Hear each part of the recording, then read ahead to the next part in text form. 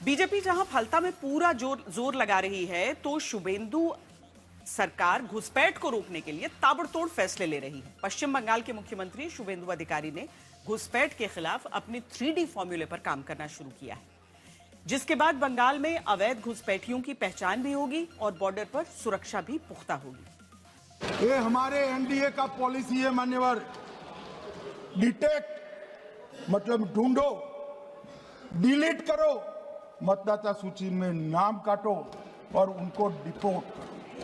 हम संवैधानिक प्रक्रिया कर कर डिटेक्ट, डिलीट और डिपोर्ट ये पूरा करेंगे। पश्चिम बंगाल में घुसपैठ को बीजेपी ने सबसे बड़ा मुद्दा बनाया। जनता से वायदा किया कि बंगाल की सत्ता में आते ही वो घुसपैठ रोकने का काम करेगी। पश्चिम बंगाल में भी बहुत जरूरी है कि घुसपैठियों को बाहर किया जाए। आपको घुसपैठियों और यहां के सत्ताधारी लोगों के इस गठजोड़ को तोड़ना ही होगा। पश्चिम बंगाल में शुभेंदु सरकार ने 10 दिन में वो काम कर दिखाने का दावा किया है जो ममता बनर्जी ने 12 साल से लटकाए रखा। बांग्लादेश की सीमा पर कटीले तार लगाने के लिए शुभेंदु सरकार ने सिलीगुड़ी वाले इलाके में 27 किलोमीटर की जमीन बीएसएफ को सौंप दी। Now we are ready to hand over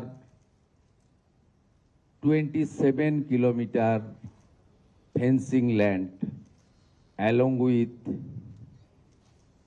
few border outpost lands and BSF infrastructure development land.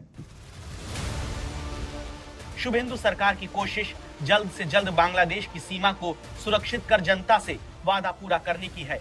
राज्य सरकार से जमीन मिलने के बाद बीएसएफ और स्थानीय प्रशासन ने मिलकर बाड़ लगाने का काम भी शुरू कर दिया है। ये पश्चिम बंगाल का कूच विहार है, जहां पर अवैध घुसपैठ की वजह से सामाजिक बदलाव में दावे बरसों से हो रहे हैं। इसके बावजूद यहां पर तारबंदी नहीं है। शुभेंदु सरकार के यहां पर फेंसिंग करने के लिए बीएसएफ को जमीन देने के फैसले से हलचल देखने को मिली। बीएसएफ की टीम ने यहां पर काम भी शुरू कर दिया है। और इसी बॉर्डर पिलर से कुछ ही देर पहले आगे बांग्लादेश आते हैं। मेरा पीछे जो पैडी फील्ड है उसको छोड़ के एक मक्की का खेत दिख रहा है। वो मक्की खेत छोड़ने के बाद ही मिलेगा आपको बांग्लादेश।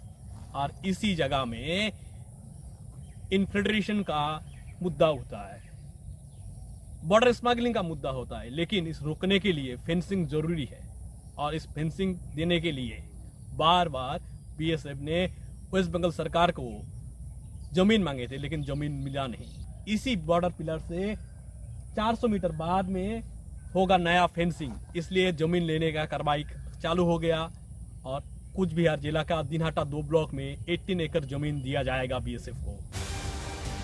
पश्चिम बंगाल में भारत बांग्लादेश सीमा की कुल लंबाई 2216 किलोमीटर है, जिसमें से 1647 किलोमीटर सीमा पर बाड़ लगाई जा चुकी है। वहीं 570 किलोमीटर के हिस्से में यह काम होना भी बाकी है। बीजेपी का आरोप रहा है कि ममता के सरकार में रहते तुष्टीकरण की वजह से इस काम में खलल पड़ता रहा।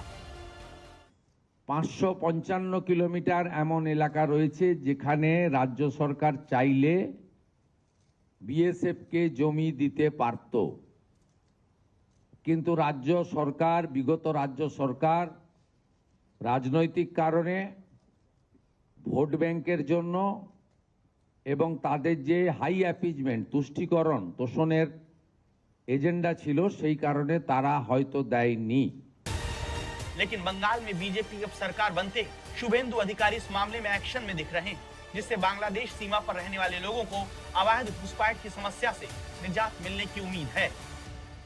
फेंसिंग होने से बीएसएफ का काम भी कुछ हल्का होगा। हमारा जो प्रतिरक्षा है, देश का जो सुरक्षा है, ये अच्छा होगा और स्मगलिंग और जो infiltration totally should be stop. इधर फोर्स आएगा तो उधर जो हमारा जो चेक इन होता है, कोई गेस्ट आता है तो घर से जाना पड़ता है, आदमी लेने के लिए फिर छोड़ने के लिए जाना पड़ता है। वो समस्या समाधान होगा।